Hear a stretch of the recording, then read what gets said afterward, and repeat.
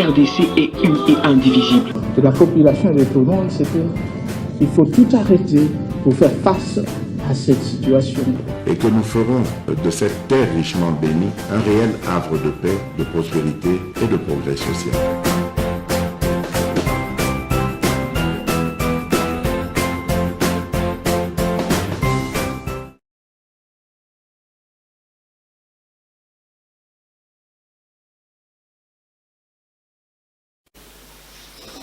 Prenez rendez-vous. Vous allez venir aux Hollande MKB officiel, votre chaîne de vérité. Merci beaucoup na ba message vous allez kokomela ngai na moni ba message na bino et tout ça la ka ba mission na biso aussi en tenant compte ya ba point de vue na bino 42e sommet ordinaire des chefs d'État et du gouvernement ya SADC et salami lelo awa na Kinshasa, capitale de la République démocratique du Congo. Félix Tshisekedi Montokomi, président et SADC, chef d'État et gouvernement, Zalaki Awa, Bourgeois quand même quelques extraits, Ndengeneni et les Kaki Awa, pour te bien comprendre. Donc, solo, il y a sommet, Oana, il y a SADC, na moment où Bunagana est allé entre, mais il y a Dongolo Miso, mais quand même, sommet, Salema Awa, nous pensons que c'est le plan diplomatique. Ces chefs d'État et du gouvernement vont occuper le lobbying parce que la bataille aussi se gagne sur le plan diplomatique. Mais je vous dis que Biloko wana et même et l'autre côté au contraire, Zadiko agressé biso chaque jour. Makambo ya kolobelizate tozaka peso ke na CIGR to monaki Luanda na Angola awa babengisaki Congo Tshisekedi babengisaki Kagame tilelo sur terrain rien n'a bougé. Donc au-delà il y a aspect diplomatique, je pense que nous devons activer l'aspect militaire kolokandengeni tokosomba minduki pour renforcer notre armement pour défendre l'intégrité territoriale et Mboka Nabiso, surtout que nous allons Mboka, nous avons 9 voisins, c'est pas facile pour nous vraiment. Nous devons nous battre pour nous relever des défis afin de défendre la République démocratique du Congo. Bozolandanga na Québec, merci, na Pesibino Mbote. Bozolandanga na Ottawa, na Pesibino Mbote. Bozolandanga na Mali, na Tombouctou, na Pesibino Mbote. Bozolandanga na Niger, Bozolandanga na Tunisie. Bozo landanga na Cap Vert, bozo landanga na Zambie awa na Lusaka na pesibino mbote Lubumbashi, bozo mbote na bino bozo na Sakanya na pesibino mbote.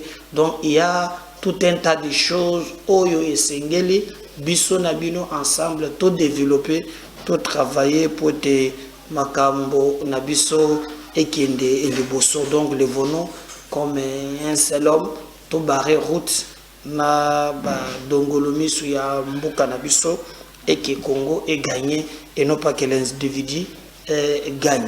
Bon retenir aussi que Jean-Marc Kabonde Akabonde, le maître nageur, Tilelo Azakakada Makala. Alors qu'est-ce qui se passe pour te Kabonde Abimate alors qu'il a bénéficié d'une ordonnance d'assignation en résidence surveillée? Mais qu'est-ce qui fait que tu le Kabonde Azate François Bemontabande quand même consolé ce qui va moyen que François Beza qu'on a abimi mais Kabonde Tilelo Azanakati ya Makala. Qu'est-ce qui se passe au juste pour te Kabonde Azala Kaka Tilelo Nakati ya Makala? Alors son avocat a réagi, je peux vous lire même dans les médias Mokoba relayé, malgré une ordonnance d'assignation à résidence, Jean-Marc Kabonde toujours en prison. Bénéficiaire d'une ordonnance d'assignation en résidence depuis le vendredi 12 août 2022, Jean-Marc Kabonde séjourne toujours à la prison centrale de Makala où il passe gratuitement sa 4e nuit, c'est lundi 15 août, selon son avocat, maître Ghislain Mongi, également porte-parole du parti Alliance pour le changement de Jean-Marc Kabonde. Donc, le soir, le magistrat instructeur a dit à ses avocats que le dossier n'est plus à son niveau qu'il fallait voir le procureur général près la cour de cassation lui-même. Donc, tant que avocat, magistrat instructeur et dossier, pour bâtonner likambo, yé ayebisi bango kenon, les dossiers eza sont à niveau na yete, so balingi bayeba pourquoi Kabund azali ko zalana boloko tilelo alors que kazali ko bénéficier d'une ordonnance ya résidence surveillée ya zongisaki bango alobi bogende kotuna magistrat wana. Alors pour ces derniers, cette ordonnance d'assignation à résidence surveillée devait être exécutée par le greffe. Il nous a signifié le samedi matin. Ensuite, il est allé signifier le parquet qui devrait lever le mandat d'arrêt provisoire. Théoriquement, donc, Jean-Marc devrait déjà être rentré chez lui au quartier Kingabois dans la commune de Liberté, mais sur le plan pratique, le député national est toujours au centre pénitentiaire de rééducation de Kinshasa. Donc, na makambo ndenge ezali kokende, Jean-Marc, selon son avocat, na koyokaye, on dirait résidence surveillée ango, akosala ango et pas naïe. Donc, il n'a pas de droit vraiment, il y a kobima, kosala makambo mosus. Mais uta ba ordonnance soit nebimi, ezali kaka, ye Kabund amikuta niveau ya makala zobimate. Ba avocat na ye balobi tango bake comme na magistrat o yazana dossier. Aibisaki bango d'abord le samedi matin ya kenda kinango basali ba procédure au moni je peux vous montrer balobi en 3 samedis hein, le samedi matin oui, il est allé signifier au parquet et le parquet a longo la mandat d'arrêt provisoire. Mais malheureusement Kabund azakaka na makala parce que le procédure wana o sengele salema nano et salamité. Alors bango bazotomboka bamonu keno e komi makambo yanko balinginde bafuti sa Kabund bala kisayeke maya sali maya lobi ezali kitokote yango basiliki po banyokola ye bala kisakaye likambo niwana. Mais je crois que Bolanda qui Félix Tshisekedi azalaki clair sur ces points alobaki pona ye makambo ya kobata kokita ezate Jean-Marc Kabund alobaki très bien que amonaki budget ezali kobima na mbongo. Alors ça lui maintenant ya ko justifier le bosso ya bazuzi ba millions wana ye amonaki ndengelini ebandaki kobima. Mais le plus important c'est procédure ya justice ezala respecter. Ce qui balobi qui ba signé na résidence surveillée bango pe ba respecter résidence surveillée yango wana. Pour ngai na koki jamais na lobi sous alors jamais kozala d'accord d'abord ni na Kabund makambo oye ye alobaki alors que c'est lui-même qui a bénéficié na avantage belé il y a un régime oyo en place, c'est lui qui a bénéficié en termes d'immobilier, n'en parlons même pas, de Yemoto a bénéficié. Mais si pour le reste, maintenant Jean-Marc Kabund, pour le reste, a coquille, pour bénéficier, ordonnance wana, il y a bas signé na résidence surveillée, wana ezokende au-delà, il y a basoué na biso, parce qu'on a voulu un état de droit au vrai sens du mot. Donc, nous ne voulons pas que Batubala Kisakeno, on veut lui régler des comptes. C'est pourquoi tout ce qui n'a pas va respecter ni procédure wana pour être makambo etambola ndenge et longobani ba continuer l'instruction ye aya ko mema vraiment ba preuve o ya makambo nyonso Oyo Alobaki. Alors, on va continuer à travailler et peut couper Sabino Info à temps réel. Lelo François Beya, Azalaki na Moloko, il y avait des griefs Oyo Bazwaki contrayés, mais tout le monde que François Beya abimi na Makala, a une liberté provisoire pour la Makambo ya santé. Peut-être que le dossier est continué, les sous-soldats qui continuent dans le système congolais, toyébité.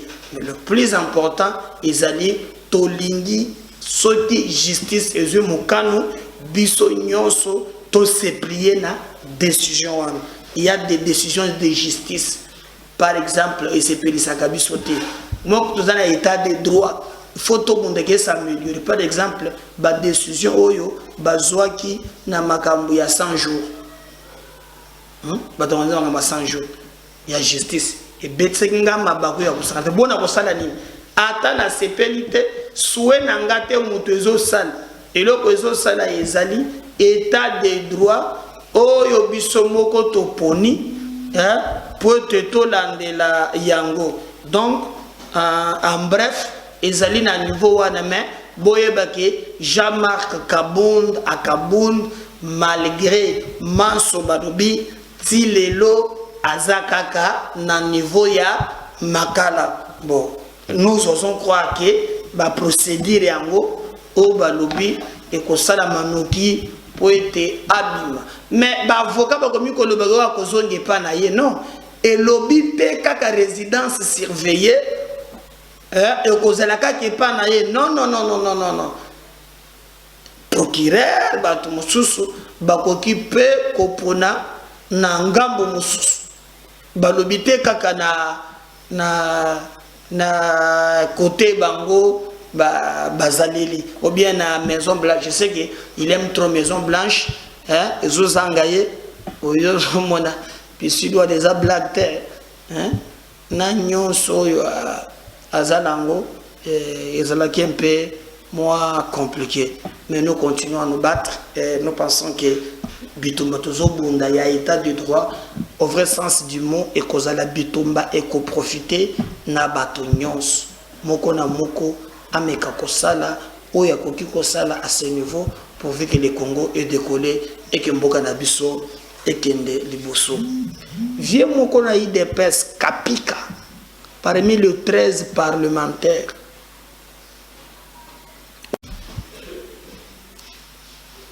Je crois que Papa Moko Paul Kapitz a réagi à parmi les 13 parlementaires, à l'obéli Félix. Mavato Landaye, na Kolinga, Lobina Tchela Kibino, moi extrait, il y a Daniel Safou, Bouchumoni Mvuluzi ya Bandombe, na Kolokaye, en tout cas, Fona Solanaye, na Solanaye. Tobé Tanaye le solo ya mboka, je vais le recevoir.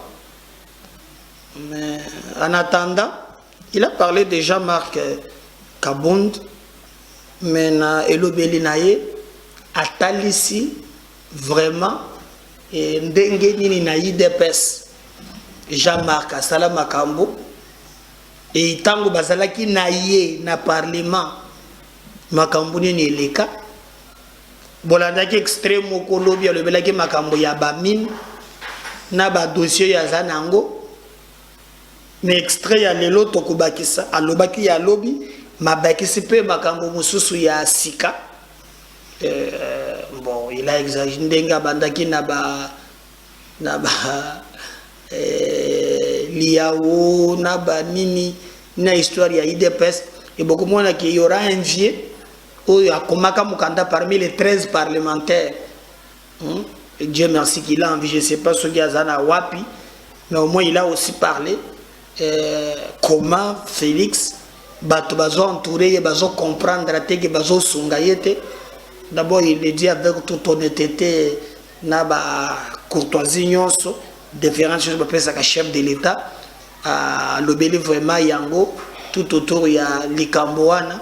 Mais Daniel Savou pense que yé mutolobaki makabo bien avant oyezo koma lelo mais alobaki ba finga kiye balobaki amelaka biloko na ya melaka wana tout ça on n'a pas compris vraiment le sens réel il y a un message aujourd'hui à lobby qu'il faut bien prophète politique pour abandonner que comme on a déjà makambo mais le pays les gars qui a tant avant Kabunda comme premier vice-président assemblée c'est là qui est peu campagne à lobby à table voter était hein baby ba kunza basi ba voter à comment tu répondre na ba tu m'avais pour na Jean-Marc je me souviens à l'époque mais ayo comme le pays que Jean-Marc ça kaka comme tu m'avais hein na côté ya kotoyo ndé a balusima makambo na ye mais je vais vous laisser suivre Mvuluzu ya Bandombe Daniel Safu Buchimuni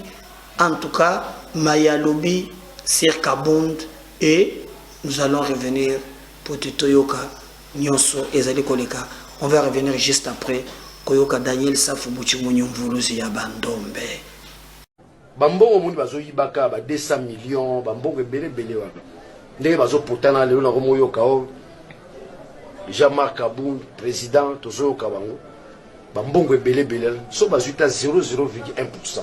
Ata Jean-Marc Kabund hein, je confirme il n'a pas moins de 200 millions de dollars bomoni banda makambo bandinga na lobité parce que toko lobela mwamba pata je confirme aza elia moamba Jean-Marc Kabund n'a pas moins de 200 millions de dollars dans son actif. Malheur Nabiso, nous sommes un pays, il y a un mobeko nazo bundana, na parlement, la brigade financière. Il faut une loi autour de la brigade financière. C'est-à-dire quoi? C'est que j'appelle par la brigade financière. Vous avez une douce, ça va 2024, mais Félix Azouana Okaka. La brigade financière, to monio za la randa ku chambre na salon. To lambi na tongo mina balupango misato. To ko interpeller par la brigade financière. Mbongo ngutiwa. Ezambongo na yo, e utiwa. Awa na boaki mbela na monde entier. Ma voix porte. Jean-Marc Kabund n'a pas moins de 200 millions dans un document. J'ai tous les documents. Nalingaki na tika bango mande sila. Bon na kokota na suka.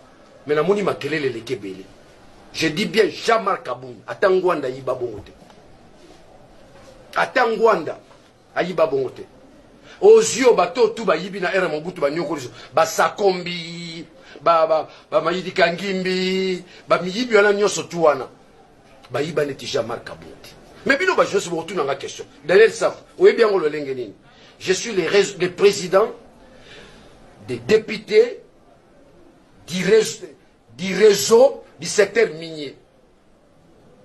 Tabomuna ngana kufa na ke banquette na kolwezi ba bambulange loko pour makambo na zolo bezo bi matena kanga monoko.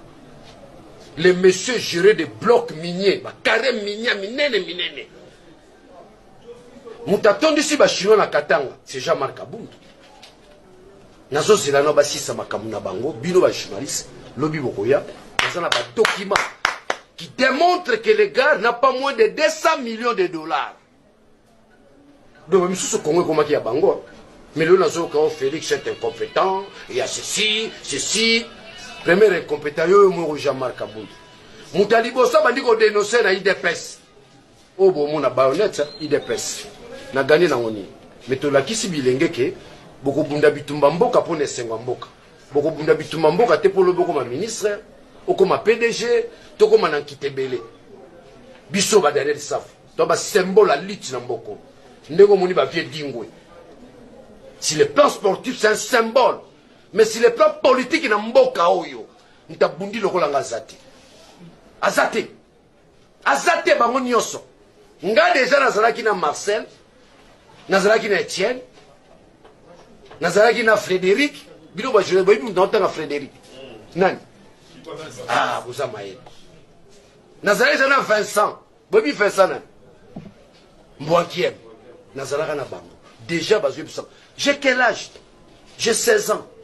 Ces jeunes hommes à l'avenir. Na yebi Congo koleka bango. Déjà quand nazalaki na politique avant bateau le lozo mona baza ba ministre banangai. C'est un pays de voleurs. Au monde du gouvernement, là, tous les ministres sont devenus millionnaires. En septembre, on a qui tous les ministres, je dis bien sans exception. Parlement, donc, Jean-Marc Onezara flèche à Moukena Betio. Tu es un grand voleur. Nandenge acheté na bisibino. Banakini. Niveau Jean-Marc Azimbongo na mboka oyo. C'est grave. Donc même Kassavou va comme qui na Montana te. Ni Laurent Désiré Kabila. C'est un grand voleur. Petit wana. Na ebité wa mbongo bozo. Ozo nduka polo ko mokota na tono bimi mundele o. Tondenge ni. Baba ambi pendako. Et comme il mouké dans le niveau bambon aux anneaux. Je l'ai dénoncé à l'IDPS. Le l'oignon se base au loba. Bapé sans raison. Prophète politique. Na loba rango. Comment docteur en droit. A reçoit secrétaire général diplômé d'État. Ba figa rangai. Mais le dans ce monde bazo pour nana lobi logo. Au coup dans lobi mon dame bazu moi souffle. Tu comprends peu là. Au Goya on est en opposition mais faut d'ailleurs ça foi pambola au nom du Père et du Fils et du Saint-Esprit au côté. Merci beaucoup. Mais bonjour. Mais contrairement à Moukebaye lui soutient Jean-Marc. Est-ce que ça faut ça katumbiste to à Salongombo? Il n'y a pas le bureau de la candidat président de la République. Est-ce qu'il travaille maintenant pour il avait atteint popularité d'Abidjan, il a atteint un niveau de popularité qui est maté qui t'a monté côté les mélaillés Azate. Donc Azate tellement fort qu'il a atteint un niveau de popularité il y a l'icolo. Alors toujours c'est là vraiment toyeba. Pourquoi na kati na bango pe bazolo ba langage mi balé kotoyo ba le bindenge musus côté musus il est pas le bindenge musus bon ils ont peut-être démocratie où ils allaient collègues mais la plupart ya bato bazana katumbi bazali ko apporter soutien na bango nyonso na Jean-Marc Kabonde à Kabonde. Alors nous allons toujours continuer de travailler na bino pour occuper nos vérités malgré Kabonde et lobby sa foi lobby mais il y a quand même un papa parmi les 13 parlementaires oyo a saliba révélation et tombo bango babundaki do lenge ba menaki litwana nandenge mayima komi ko le kalelo apparemment lobby faut Félix attirer beaucoup d'attention n'entourage naie abi la plupart bazozo aye le kola ami mais bazozo aye te le kola président de la République balobi baye que c'est un président de la République et non pas ami na bango. Alors baza vraiment a droit à comprendre conseil Paul Kapita Chabani qui l'un des 13 parlementaires baye ba comment mukanda ba dressa gango Mobutu a expliqué Calvaire na bango et le message qu'il adresse à Félix Tshisekedi. Suivons-les, on va revenir juste après pour continuer l'émission Nabiso na mokolo ya lelo. Découvre hélas que Félix, mon fils, est seul. Il lui doit se dire ceci: un président de la République, un chef de l'État, n'a pas d'amis dans son entourage. Il a des collaborateurs. L'UDPS est en train de s'effriter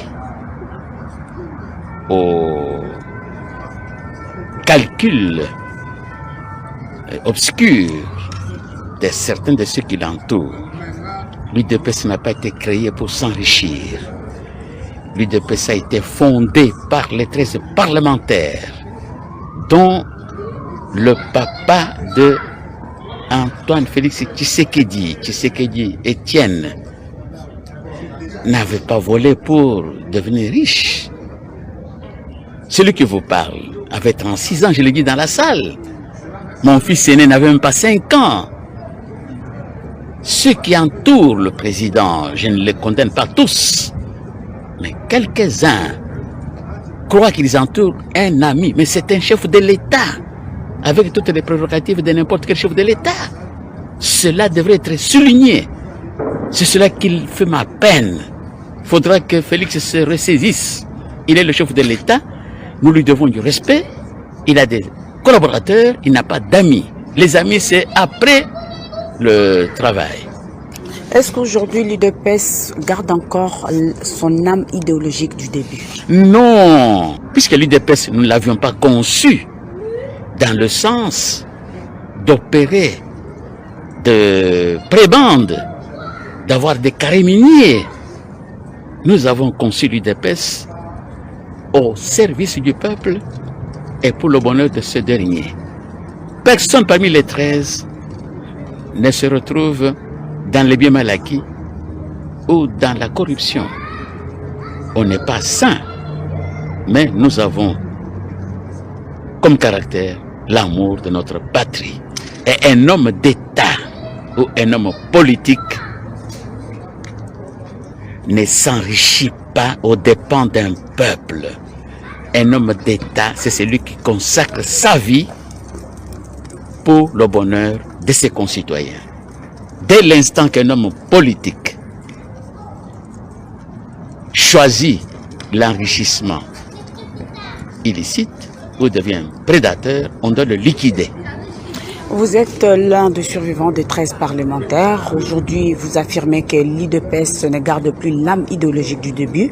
Qu'est-ce que vous préconisez pour que vous puissiez faire revivre cette idéologie de l'UDPS du début?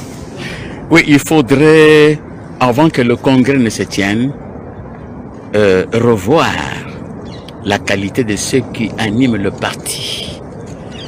Le parti devrait revivre dans ses activités journalières l'esprit de l'idéologie. L'idéologie de l'UDPS s'appelle la social-démocratie, c'est-à-dire un socialisme démocratique. Pas comme du temps de Lénine, non. Staline avait démocratisé le socialisme. Et la doctrine de ce parti, c'est le solidarisme. Quand il y a beaucoup, on partage. Quand il y a peu, on partage. Conformément aux proportions du volume de ce qu'on a gagné. Mais aujourd'hui, c'est un scandale.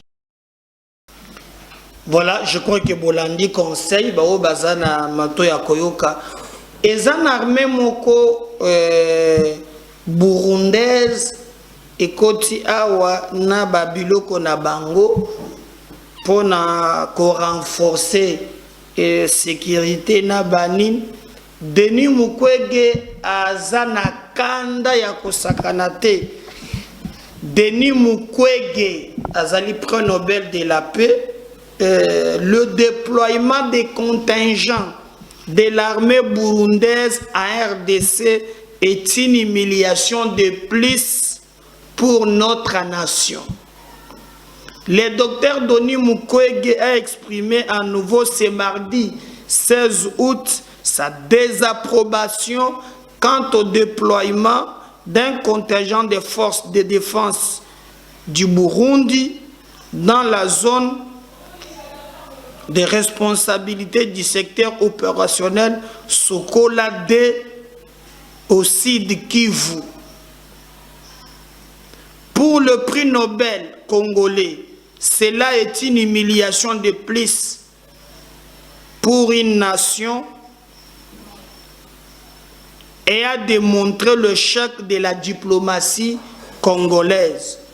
Dr Mukwege a en effet suggéré de mettre fin à l'externalisation de la sécurité par des États déstabilisateurs.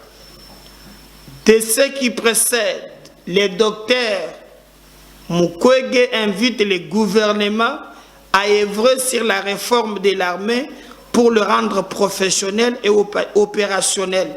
C'est depuis le 20 juin 2022 à Nairobi que le chef des États membres de la communauté de l'Afrique de l'Est ont validé l'activation du déploiement de la force militaire régionale dans l'Est de la RDC pour stabiliser et imposer la paix. Cette force régionale est une composante du volet militaire, sécuritaire et également prévue dans le communiqué adopté le 21 avril 2022.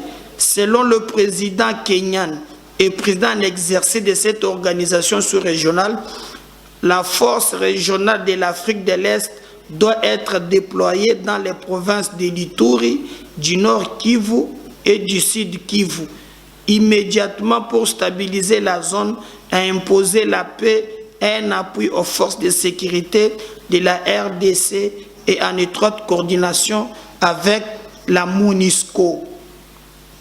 La force régionale travaillera avec les autorités provinciales et locales pour soutenir le processus de désarmement et ordonner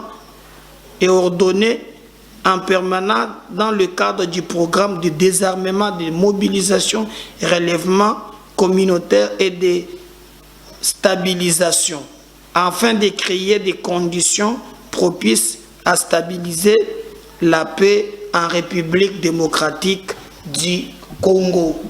Je crois que Wana Boyoki, alors je vais vous laisser suivre comment les militaires en Bakotaki, na mboka na biso, na désapprobation. Il y a Denis Mukwege, prix Nobel de la paix, qui pense que beaucoup de soldats wana na mabele na biso, c'est encore une humiliation de plus et que Kokaki Kosalema Boyete, nous devons travailler biso moko pour te renforcer armée na biso Azoka Nisaki. Pourquoi tokoki ki éterniser donc sécurité ya mboka na biso bamboka oyo baye bazali ko déstabiliser mboka na biso baye oyo bazali ko tirer ficelle ya ba minéraux na biso awa mende bango wana tozongela ka chaque fois ko benga bango pour baya ko imposer paix en République démocratique du Congo. Ils pensent que ezali humiliation. Vraiment, l'État devrait renforcer l'armée Nabiso et aussi là parler de l'échec. Il y a diplomatie congolaise, Oyo et Talissi, limite Nayango. Nalingi, Tolanda, ensemble avec vous, comment Basodango, Bakotaki Namboka Nabiso, et bon mon andene Baso, il y a ba mituka, naba matériel, et vous allez voir aussi réaction. Il y a des militaires au Baza Pembeniwana, Ndenge, Balobi, et nous allons revenir après pour nous acheter une émission Nabiso, il y a Mokolo, il y a Lelo.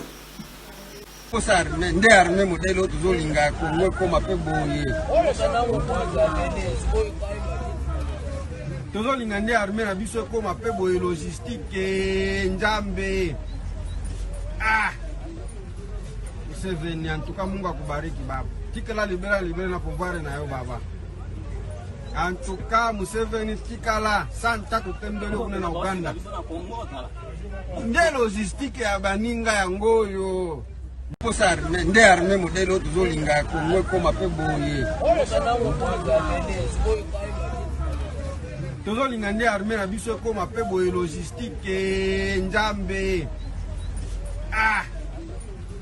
Museveni en tout cas Mungu akubariki baba tikala libera na pouvoir na yo baba en tout cas Museveni tikala santa tutembele kuna na Uganda nde logistique ya baninga yango yo posa nde armée modelo tozolinga Kongo ko mape boye tozolinga nde armée na biso ko mape boye logistique njambe Museveni en tout cas Mungu akubariki baba tikala libera na pouvoir na yo baba en tout cas Museveni tikala santa tutembele kuna na Uganda nde logistique ya baninga yango yo. Merci. Je crois que Bolandi, n'oubliez pas de vous abonner et de partager, ni de liker et de commenter. Tobandeli les sous, ceux qui vraiment aux anabande kondano ba s'abonner te, senga bango ba s'abonner na chaîne na biso. Bako ki peut ko partager.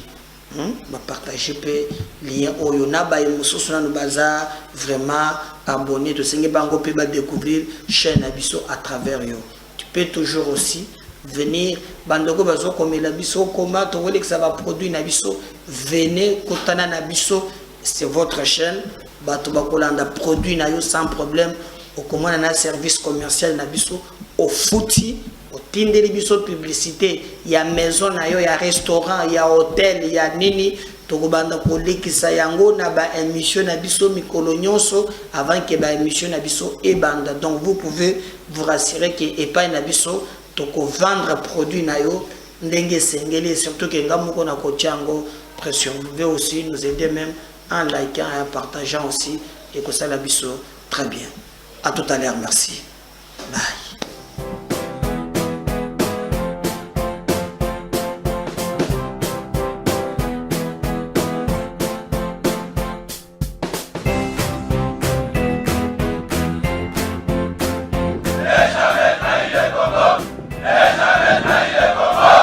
RDC est une et indivisible. De la population et de tout le monde, c'est qu'il faut tout arrêter pour faire face à cette situation.